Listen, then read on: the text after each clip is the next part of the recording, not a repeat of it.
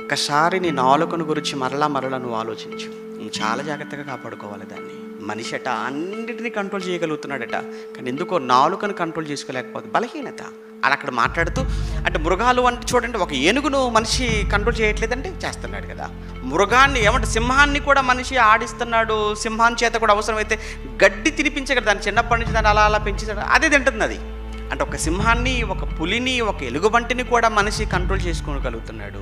అలానే ఆ పక్షులు, ఆకాశంలో ఎగురుతున్న పక్షులను కూడా మనిషి తను చెప్పినట్టుగా చేయించగలుగుతున్నాడు వాటి చేత. తను చెప్పినట్టుగా చేస్తున్నాయి. చివరికి ఏమంటే పక్షులతో మనిషి మాట్లాడిస్తున్నాడు వాటి చేత. సర్పాలు మీరు చూడండి, మెడలు వేసుకొని తిరుగుతున్నారు. ఇవన్నీ చేయగలుగుతున్న మనిషి, ఇంత సాధించగలిగిన మనిషి నోటిలో ఉన్న నాలుకను కంట్రోల్ చేసుకోలేకపోతున్నాడు. ఈ నాలుక కళ్ళలాడు నాలుకైపోయింది, అబద్ధాలు చెప్పే నాలుకైపోయింది, మోసం చేసే నాలుకైపోయింది. చాలా ఈజీగా మీరు ఆ క్షణం, మళ్ళీ చెప్తాను, ఆ క్షణం గడిస్తే చాలు అనుకొని చాలామంది అబద్ధం ఆడుతుంటారు.